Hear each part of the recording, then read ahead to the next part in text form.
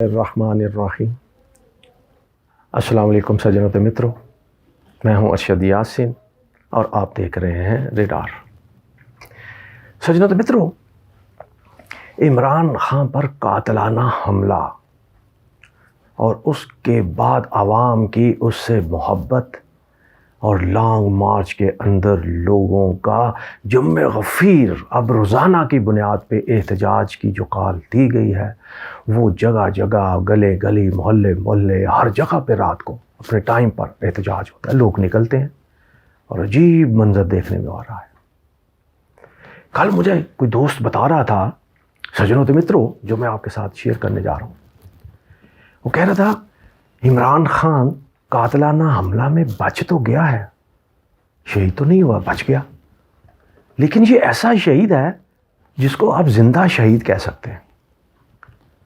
اب زندہ شہید، میرے دوست کا کہنا تھا کہ بہت سارے بیانیے مختلف پارٹیاں مختلف لوگ دیتے ہیں، اب پی ٹی آئی کے لیے یہ نیا بیانیہ ہوگا، زندہ شہید، جس کو مارنا کی پوری کوشش کی گئی، بچ گیا تو پھر اب شہید بھی ہے اور زندہ بھی ہے۔ اب اس دونوں کے درمیان معاملات کو لے کر کے آگے بڑھا جائے گا، یہ میرے دوست کا خیال تھا۔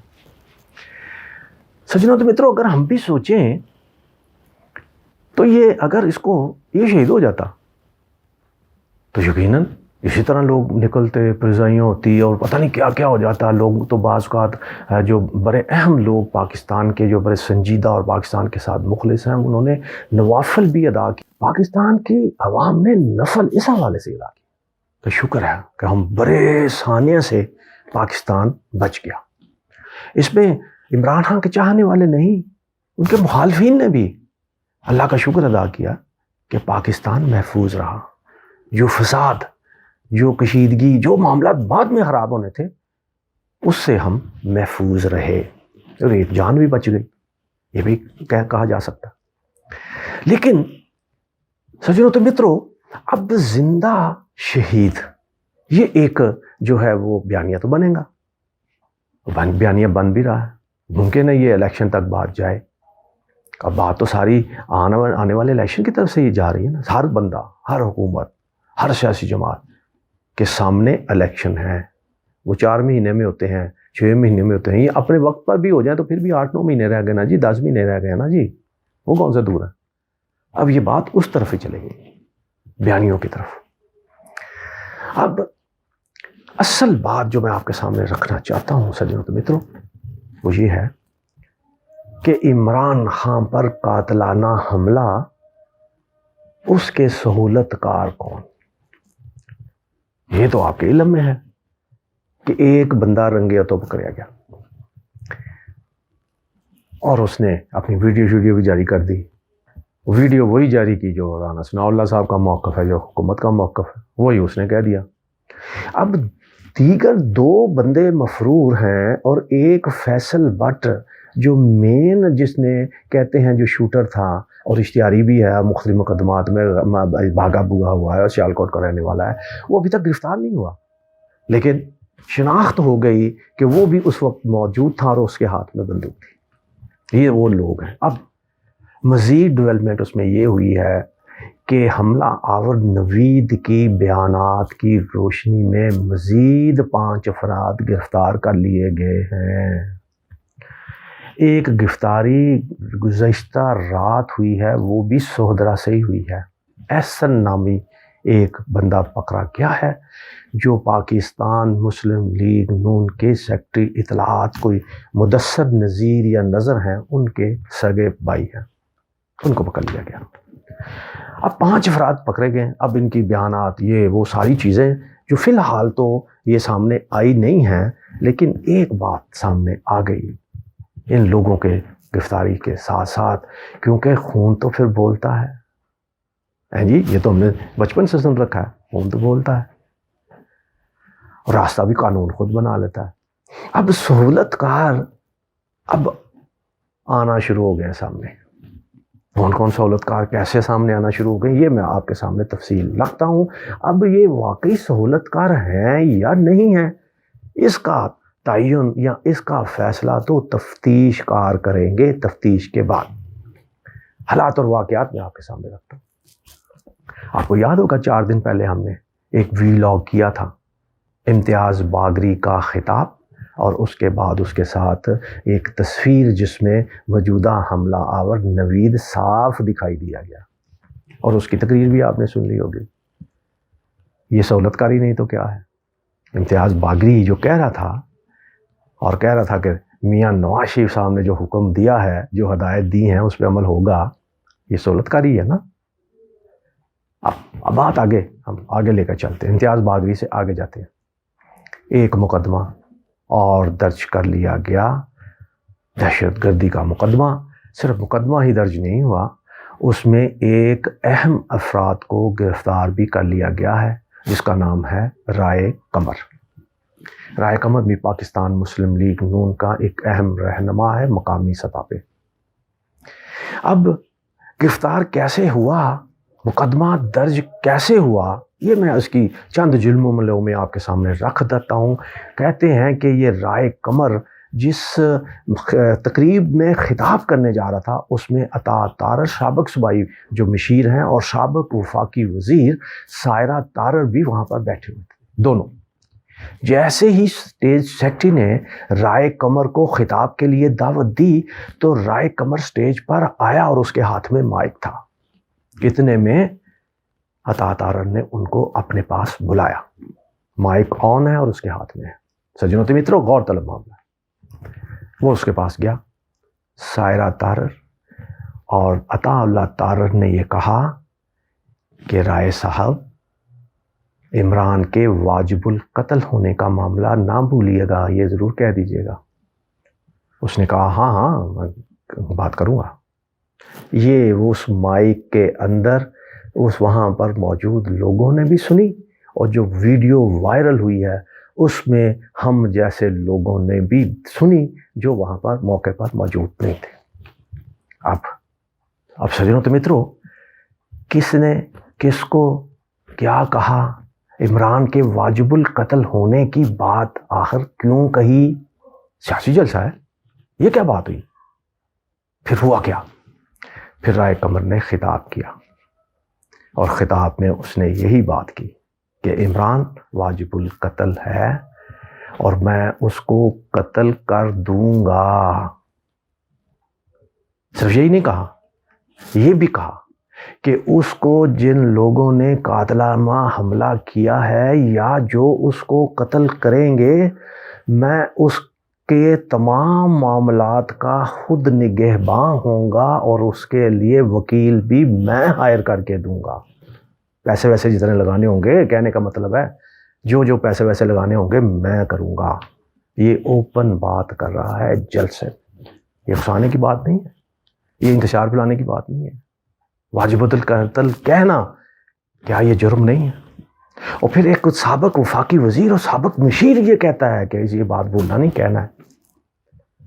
اس پہ مقدمہ درج کر لیا گیا۔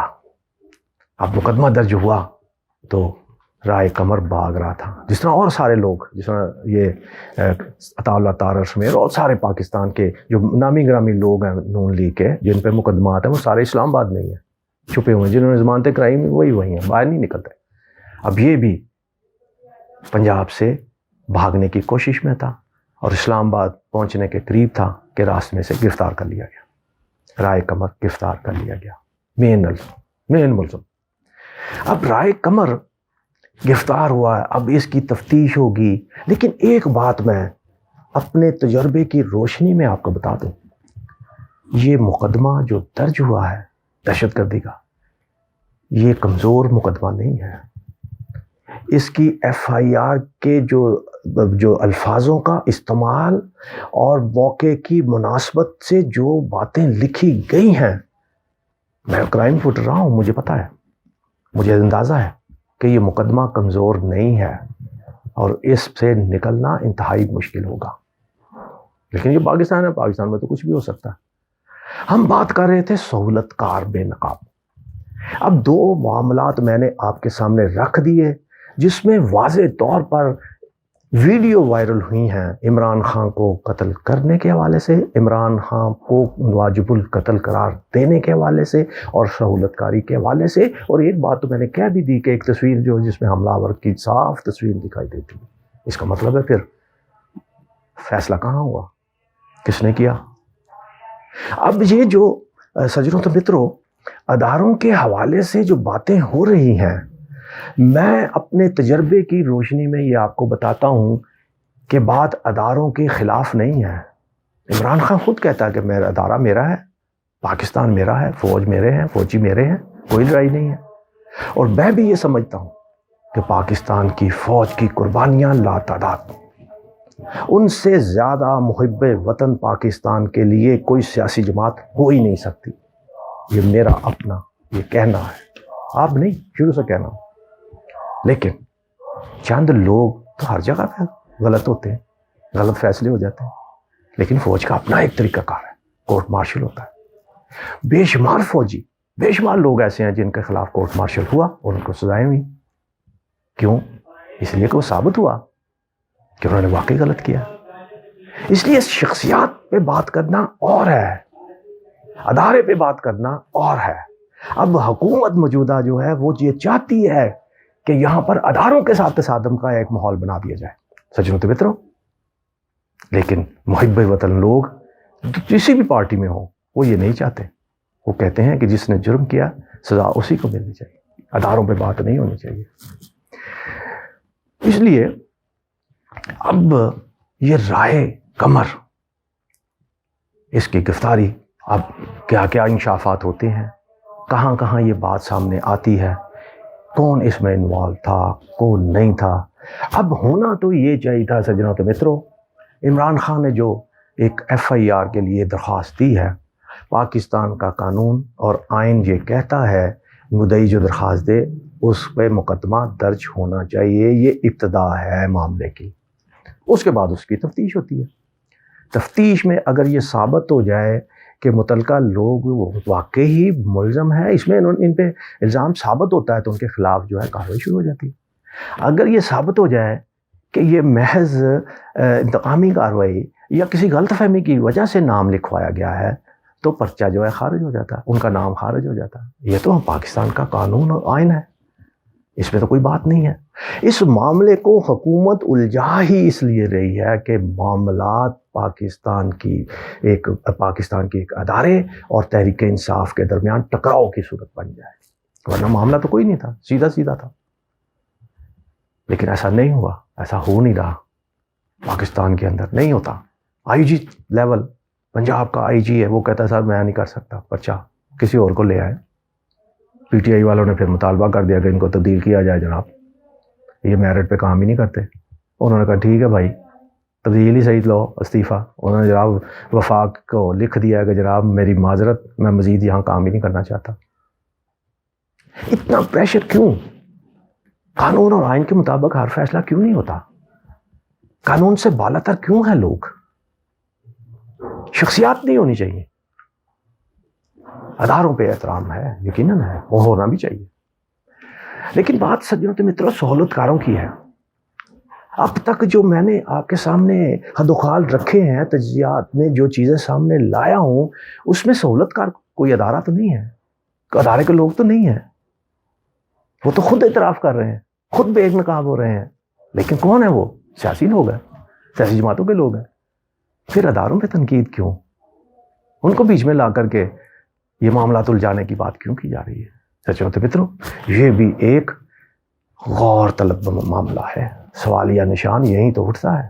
اب پاکستان کے لوگوں کو اس معاملے میں بہت جو ہے سوچ بچار کر کے احتیاط کرتے ہوئے معاملات کو آگے لے کر کرنا چاہیے. سازشیں پوری طرح موجود. اب سجنوں تو جاتے جاتے میں ایک بات آپ کے سامنے رکھ دوں کہ FIR ابھی تک درج نہیں ہوئی.